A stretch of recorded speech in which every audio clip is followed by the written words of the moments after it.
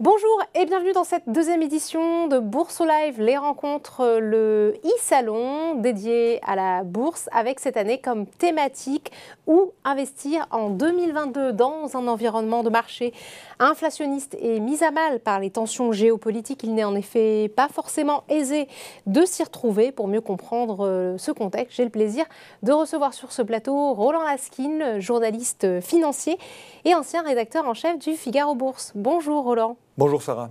Roland, vous allez évidemment nous dire un mot sur ces marchés pour le moins agités ces derniers mois et vous nous présenterez en détail un outil pédagogique très utile, des portefeuilles virtuels, service réservé aux clients Boursorama et accessible sur le portail connecté de boursorama.com. Cette conférence est interactive, alors n'hésitez pas à poser toutes vos questions via la plateforme. Nous en sélectionnerons quelques-unes à la fin de cette conférence. Roland, commençons par une question très simple.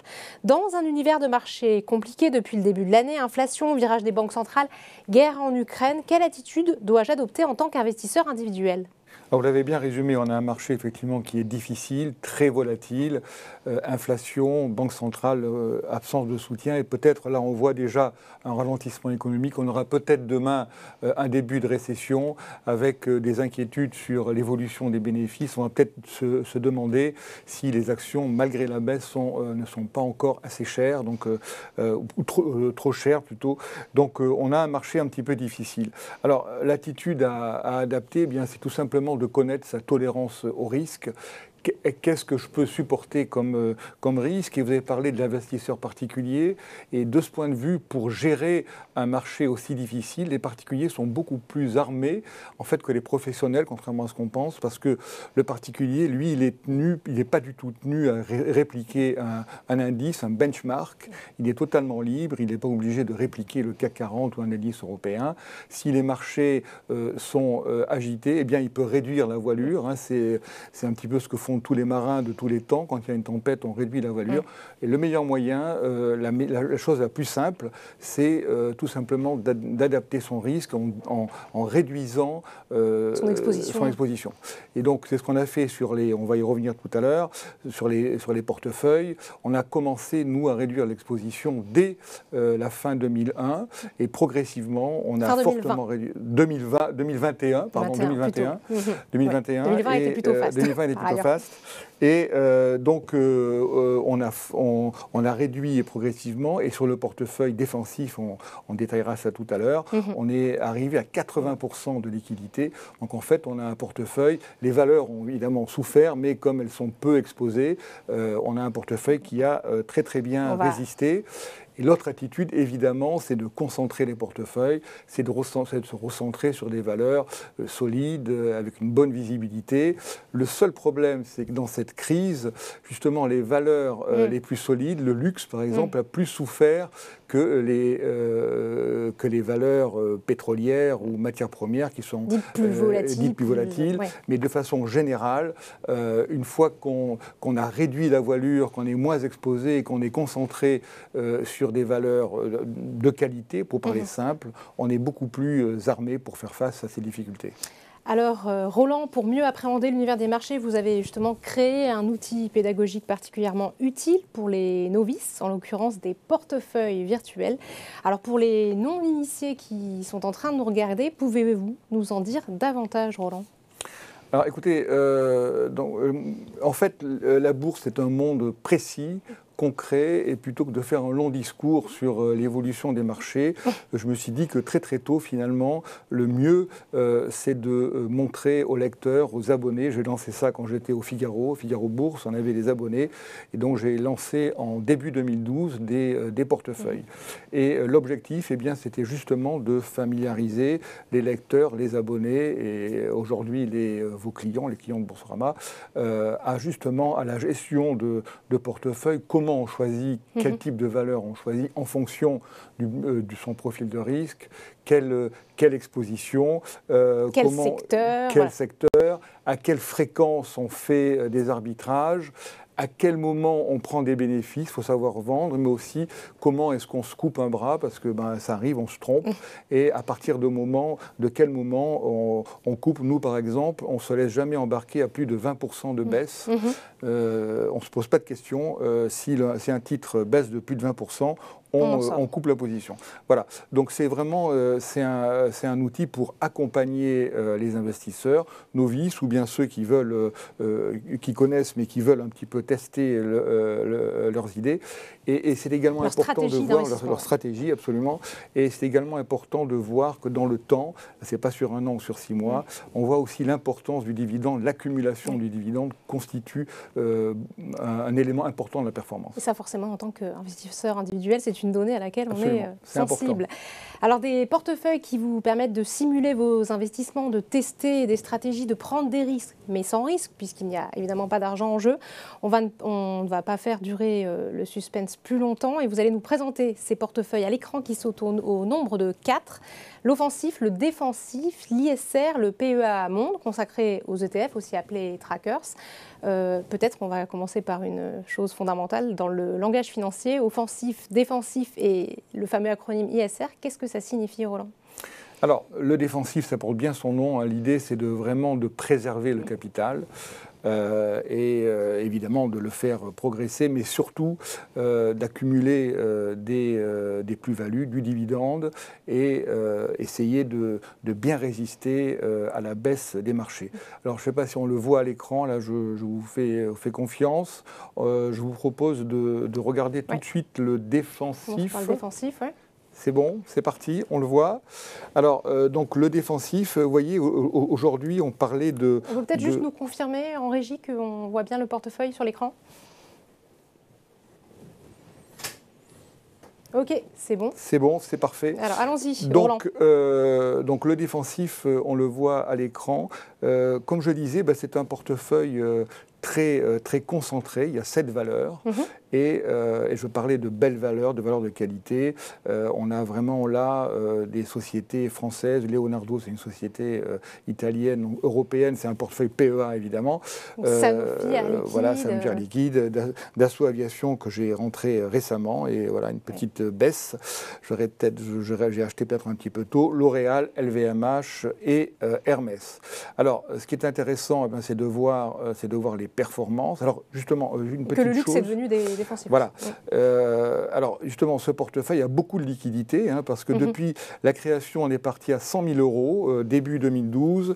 Aujourd'hui, on le voit à l'écran, on est à 292 500 000 euros. C'est quand même pas mal. C'est une multiplication par 3 du portefeuille.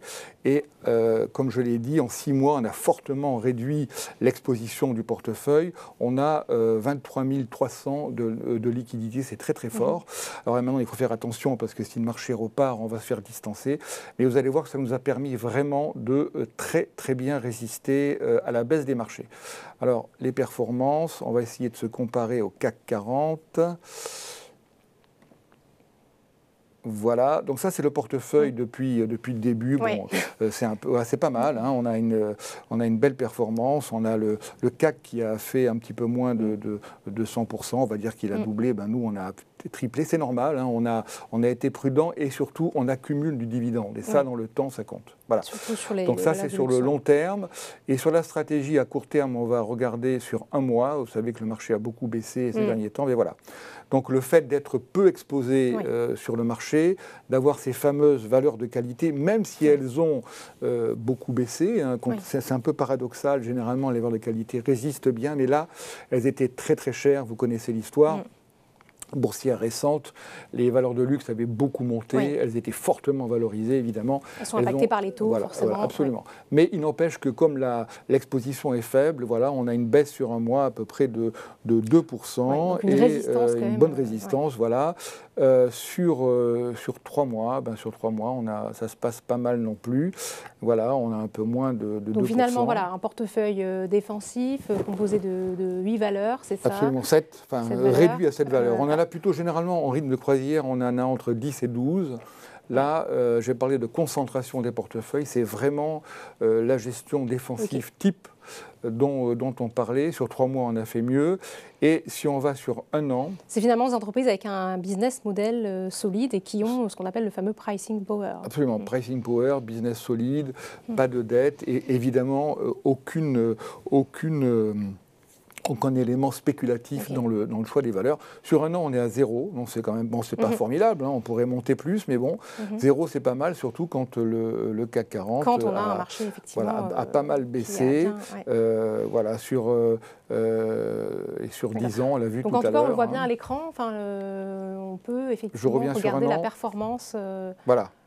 Voir l'évolution de ce portefeuille, d'avoir tout l'historique, regarder les valeurs. Absolument. Et si je ne m'abuse, chaque semaine, vous réalisez aussi des arbitrages, des points de marché qui sont disponibles sur le portail connecté de Boursorama. Est-ce qu'on passe à l'offensif? Alors, on va passer à l'offensif. Déjà, portefeuille offensif. Donc là, on passe du défensif à l'offensif. Hein, on passe dans un autre monde, mais c'est intéressant. Ça illustre bien ce que je disais tout à l'heure. Voilà. Alors l'offensif, lui, on va voir dans les performances qu'il est beaucoup plus volatile. Ce qui est normal. Ce qui est normal, absolument. Et surtout, ce qui est intéressant, c'est que comme il est offensif, il est beaucoup plus exposé au marché, puisque la valeur totale du portefeuille, c'est 304 000 euros. Donc pareil, hein, il a une belle performance. Hein, on est parti, je vous rappelle, de 100 000, on est à 300 000. Donc sur 10 ans, encore une fois, le dividende joue beaucoup là-dedans. Hein, il n'y a pas que les plus-values en bourse, il faut toujours le répéter. Et là, vous voyez que les liquidités sont assez faibles. Il y a à peu près 15% de liquidités et il est vraiment... très investi, et du coup, il est investi dans des valeurs assez spéculatives. Très tôt dans l'année, j'ai retourné totalement les positions et je me suis mis sur tout ce qui est pétrole et matières premières. Et donc avec une exposition finalement française et européenne aussi. Voilà, française, européenne, mais absolument. Mais bon, en fait, c'est du PEA, donc beaucoup de... dans la crise, j'ai préféré un petit peu me recentrer sur les valeurs françaises qu'on connaît bien. Et je crois que c'est un réflexe d'expérience qui est assez courant. Quand tout va bien, on va chercher un peu plus loin. Quand ça va mal, vraiment, c'est toujours l'idée de recentrer les portefeuilles. Voilà. Mais on est dans une démarche quand même beaucoup plus opportuniste. Alors là, on est opportuniste, on peut même dire spéculative, hein, parce que je me suis vraiment mis, même avant la crise ukrainienne, qui a vraiment changé totalement la donne et fait exploser le prix du pétrole, on avait remarqué un démarrage des valeurs pétrolières, et donc je me suis mis sur ces valeurs. Ça a très très bien marché depuis, mais depuis 15 jours, ça marche un peu moins bien, parce que le pétrole est très volatile aussi. Est très volatile, et donc on va passer aux performances. Alors vous allez voir qu'elles sont pas mal, mais c'est plus du tout le monde. On va se comparer encore au CAC 40. C'est vrai que, et c'est le thème d'ailleurs de notre Bourse Live, les marchés évoluent très vite, c'est pas forcément évident absolument. Voilà. De s'y Alors retrouver sur en le 2022. long terme, tout va bien, hein, sur 10 ans, très belle performance, pareil, on arrive à un résultat proche du défensif avec une... D'ailleurs, vous le dites, 10 ans, très bien, dans la mesure où c'est de l'investissement de long terme, la bourse. Absolument. Donc in fine, qu'est-ce qu'il faut regarder? Peut-être pas les 6 mois, mais ce sera d'ailleurs peut-être un des messages clés. Tout à fait, peut-être, tout à fait. Alors sauf quand on est boursier, on dit ça, mais on est quand même, est quand même très attiré, très attiré par l'évolution, peut-être pas au jour le jour, mais en tout cas, je crois qu'il faut vraiment regarder son portefeuille toutes les semaines, c'est vraiment, voilà.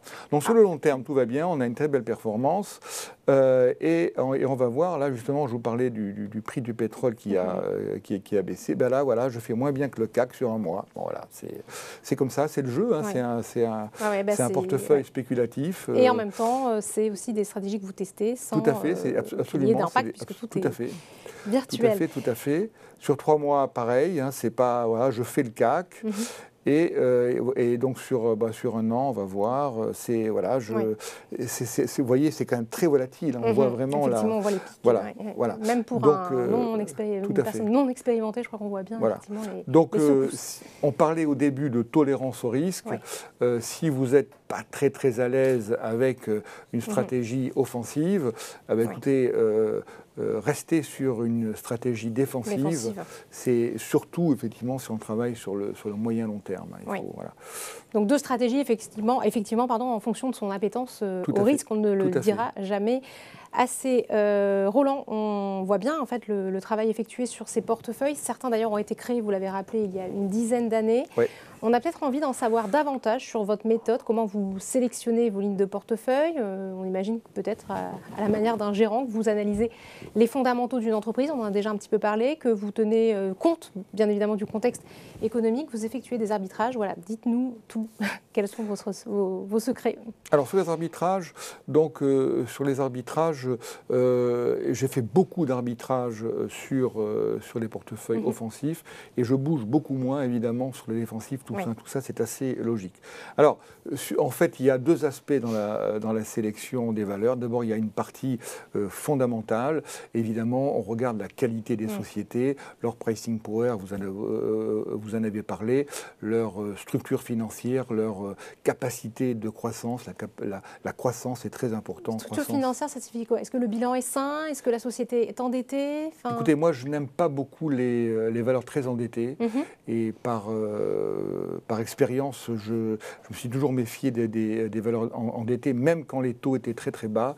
Les valeurs qui avaient des structures financières très saines ont toujours surperformé le marché. Alors la tech, c'est pas forcément votre... Alors là, aujourd'hui, on a une tech qui marche bien. C'est plus la tech du début des années 2000. Et les grandes techs américaines sont vraiment des coffres forts de liquidité, de trésorerie. On n'est plus du tout dans le modèle... des années 90, 2000. On va revenir sur la tech. En tout cas, donc, bien regarder l'aspect fondamental. Et surtout les perspectives de croissance. Là, on voit les courbes sur le long terme. Vraiment, s'il n'y a pas de croissance, c'est vraiment très difficile de faire de la performance sur le long terme. Par exemple, là, j'ai joué les valeurs pétrolières. Ça a bien marché sur 5 mois. Mais si on regarde sur le très long terme, ce n'est pas une bonne performance. On aura aussi forcément des conditions, l'impact de nouvelles réglementations aussi écologiques qui contraignent. Donc là, c'est vraiment ponctuel. Et on voit bien que le ponctuel, je vous ai montré les performances de l'offensive, quand ça baisse, ça peut baisser assez violemment. Donc bien penser, ce n'est pas la peine de faire des calculs, économétrie très compliqués, mais bien rechercher la visibilité et la croissance. C'est vraiment, voilà. Ça, c'est l'aspect fondamental. Et l'autre aspect, c'est on a quand même tous besoin d'outils d'aide à la décision. Et donc la plupart des investisseurs parlent d'analyse technique. Et donc l'idée, c'est on connaît tous les grandes figures de l'analyse technique. Alors c'est quand même, vous pouvez peut-être en rappeler les fondamentaux, c'est quand même réservé à un public déjà un peu d'initiés. Tout à fait. Alors c'est réservé à un public d'initiés. Et si on n'est pas initié, on peut se tromper parce qu'on reste aux recherches des figures types et on peut se tromper, on peut se planter, pour parler clairement. Donc l'analyse technique, c'est un petit peu dangereux. Moi, je préfère utiliser des modèles de momentum. L'idée, c'est un petit peu comme le Tour de France. Il faut rester dans le peloton. Il faut vraiment... c'est pas la peine d'aller chercher... Il vaut mieux suivre un marché qui monte plutôt que de prendre... De jouer contre la tendance. Voilà, contre la tendance. Donc en fait, ce n'est pas une stratégie de gagne petit, même si on rate souvent le démarrage de la hausse. Moi, tous mes modèles sont des modèles de momentum, donc en fait, sont des modèles effectivement assez mathématiques qu'il faut connaître, qu'il faut maîtriser. Et donc l'idée, c'est de repérer les tendances qui naissent, les laisser s'exprimer, qu'elles puissent donné une bonne image, un élan réel, et là on se met dessus. Et justement, quand on est sur le moyen long terme, ce sont vraiment des techniques... On voit des tendances haussières, et ça peut être une technique intéressante. Voilà. Et le momentum marche également à la baisse. Voilà, on voit très très vite quand on a une tendance baissière qui se met en place. Ce n'est pas la peine d'aller chercher dans les références, l'analyse technique. On voit très très bien, une fois que le momentum baissé se met en place, qu'est-ce qu'on fait? On commence à réduire. Sur la réduction des positions sur ces portefeuilles, je n'ai pas réduit du jour au lendemain de 100 à 0 ou à 20%. On réduit progressivement. Progressivement. Donc il vaut mieux être suiveur en bourse, Parfois, plutôt que de penser par soi-même et d'aller... Voilà, tout à fait. Surtout quand on n'est pas un professionnel. Absolument. Initier une tendance, c'est toujours difficile. Bon, on a vu tous les atouts, finalement, de ces portefeuilles virtuels. Toutefois, Roland, ils ont aussi leurs limites. Oui, alors évidemment, c'est virtuel et la grande différence en fait entre un portefeuille virtuel et un portefeuille réel, c'est que d'un côté, il n'y a pas d'argent en jeu et dans l'autre, évidemment, on met ses économies après avoir payé tous les impôts, c'est un petit peu ce qui nous reste, on n'a pas envie de gâcher ses économies. Donc en fait, le meilleur moyen d'utiliser cet outil, c'est de démarrer avec un portefeuille même assez petit. Enfin, c'est pas la peine de mettre du jour au lendemain si on veut démarrer toutes ces économies. Il vaut mieux démarrer sur le réel tout de suite avec une petite somme. Plutôt que de tester des stratégies, finalement, de jamais se lancer. Pendant longtemps et jamais se tester. En plus, on peut, si vous voulez, l'idée selon laquelle, ça y est, j'ai compris, j'ai testé pendant 6 mois, ça marche, c'est pas si simple. Il vaut mieux démarrer sur une base faible en réel et la faire évoluer tous les mois, tous les 6 mois, tous les ans, et parallèlement tester ces stratégies et par exemple utiliser ces portefeuilles bien différenciés, le défensif, l'offensif, et voir ce qu'on peut faire, comment on peut travailler ces deux stratégies. Après, on pourra, enfin là on n'a pas trop le temps, mais on pourra parler des autres portefeuilles. Mais si vous voulez... En fonction de sa sensibilité, voilà, on parlait de l'ISR. Absolument, tout à fait. Mais si vous voulez, le meilleur moyen d'utiliser cet outil, c'est... de démarrer assez tôt avec un petit portefeuille réel et puis à côté suivre le virtuel. À mon avis, c'est le meilleur moyen de pouvoir monter une stratégie plutôt cohérente et gagnante. Vraiment en parallèle, pour justement ne pas ensuite être surpris le jour où on se lance par ce facteur stress qui est quand même très important, a fortiori cette année, avec des marchés qui dévissent. Et évidemment, on est moins stressé si on a moins d'économies, moins d'argent en jeu. Et ensuite, au bout de quelques années, on peut avoir il faut avoir un capital qui grossit par lui-même, mais évidemment qu'on peut apporter de nouvelles liquidités. Progressivement, oui. Merci Roland pour la présentation de ce service. Alors pour conclure, on va peut-être rappeler des fondamentaux. Quels sont les éléments à retenir lorsque l'on débute en bourse ? Alors, je dirais que on peut dire beaucoup de choses, mais l'élément le plus important, il faut savoir qu'en bourse, son propre ennemi, c'est soi-même. On a souvent tendance à se persuader qu'on a trouvé la bonne idée, le bon secteur. Il faut savoir qu'en bourse, la bonne idée, c'est celle qui marche, celle qui est validée par le marché. Donc il faut être modeste. Il ne faut jamais s'enferrer, dire j'ai la bonne idée. Non. En fait, si l'idée n'est pas validée, alors pas au bout de 3 jours, mais si au bout de 3-4 semaines, elle n'est pas validée, il faut commencer à se poser des questions. Je vous ai dit au début qu'on coupait les positions de façon automatique, les yeux fermés, 20% de baisse, on part. Voilà, on part. On va pas s'obstiner. Même si on pense avoir la bonne idée, c'est très important d'avoir ces réflexes assez sains. Donc le principal ennemi, c'est vous-même. Il ne faut pas s'enferrer, il faut toujours être à l'écoute du marché et valider ses idées par l'évolution des cours. Peut-être pas au jour le jour, mais vraiment au bout de 3-4 semaines, on voit très très vite si ça marche ou pas. Là, vous avez vu que j'ai mis, je ne me souviens pas très bien laquelle, j'ai mis une Dassault Aviation. Voilà, voilà, je l'ai acheté il y a, je crois, 3-4 semaines, j'ai perdu 9%. Je ne suis pas inquiet, mais si ça baisse encore, je vais couper, je ne vais même pas poser la question. Voilà. Ok. Très bien, et puis évidemment, lire, se renseigner sur l'actualité des sociétés, le contexte économique, enfin tous les fondamentaux. Alors tout à fait, il faut évidemment suivre les marchés. C'est peut-être pas la peine non plus d'avoir, ça c'est un autre conseil à donner, c'est pas la peine de le matin sauter du lit et aller voir son portefeuille. C'est pas la peine parce que finalement on se crée du stress pour pas grand-chose. Il faut le suivre. Il y en a qui le suivent le week-end, au moins ils sont pas perturbés. Et donc il faut suivre le marché, mais pas vraiment le stress, et c'est très très important, surtout une fois qu'on a un capital qui commence à devenir conséquent sur les marchés. Il faut être assez décontracté, c'est très très important de ne pas paniquer, de dominer ses émotions. Très bien. Je rappelle d'ailleurs une nouvelle fois que vos portefeuilles sont à retrouver dans Boursorama, dans l'espace connecté, sous le nom Objectif Rendement. Roland, si vous le voulez bien, on va prendre quelques questions. Alors, première question de Jean-Pierre, je ne sais pas si elle s'affiche sur la plateforme. Alors, désolé, je ne vois pas où se trouvent les portefeuilles virtuels sur le site de Boursorama. Bon, eh bien, écoutez, je le redis, boursorama.com, vous devez être client, vous allez dans la section bourse et vous trouverez le provider Objectif Rendement et vous y retrouverez tous les portefeuilles de Roland. Peut-être une autre question, Robin, dans le contexte, c'est une question de Robin, pardon, dans le contexte actuel, sur quelle valeur faut-il miser? C'est pour vous celle-ci, Roland. Alors, j'ai parlé tout à l'heure de belles valeurs. Il se trouve justement qu'aujourd'hui, les belles valeurs ont été attaquées. On en a parlé. Elles ont beaucoup monté. Elles étaient très très chères, les valeurs de luxe. Ouais.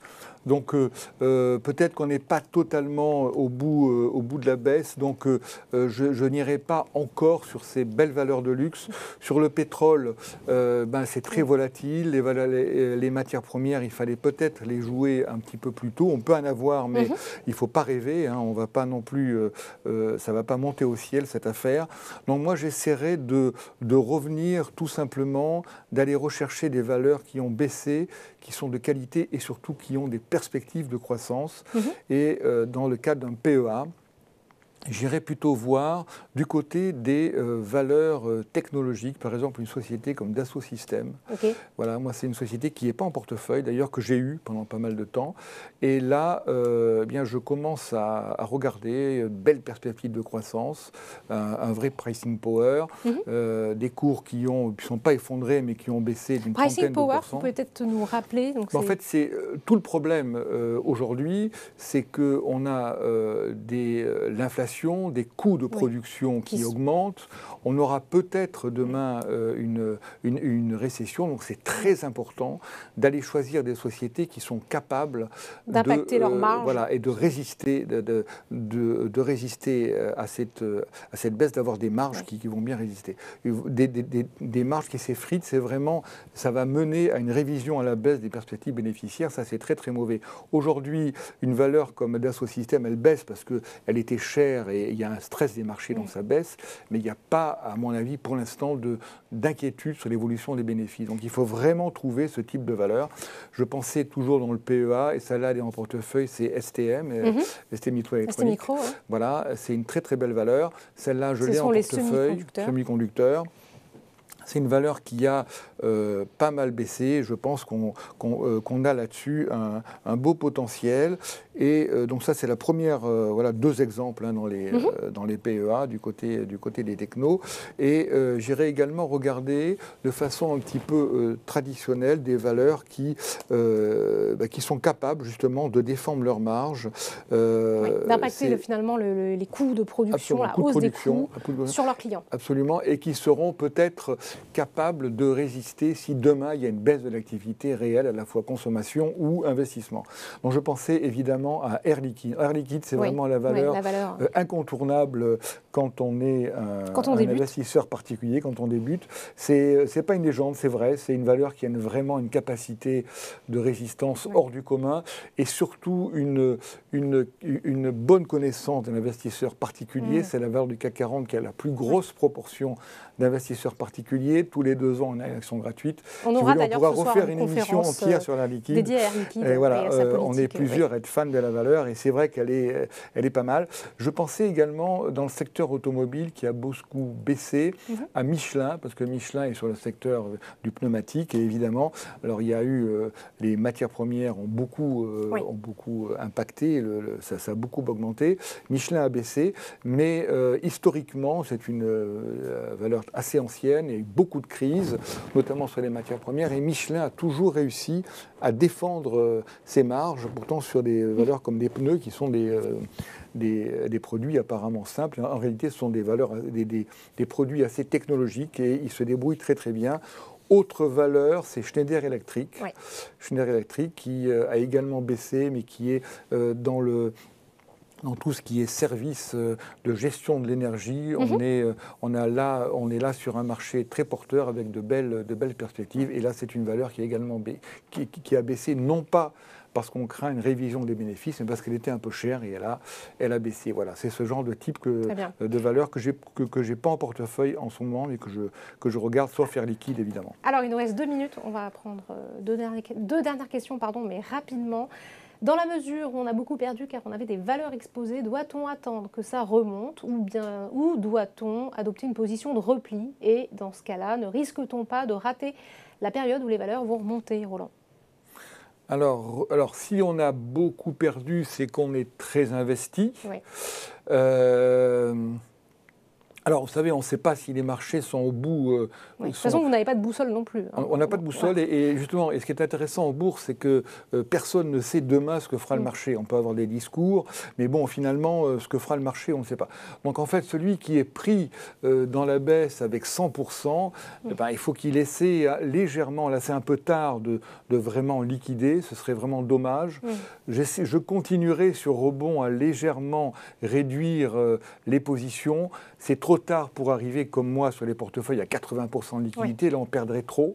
Je réduirais, j'irais de 100 à 80. Parce qu'effectivement, le problème, et moi je vais être confronté à ce problème, c'est que j'ai beaucoup réduit les positions, mais si demain le marché remonte fort, je vais être rattrapé par le marché.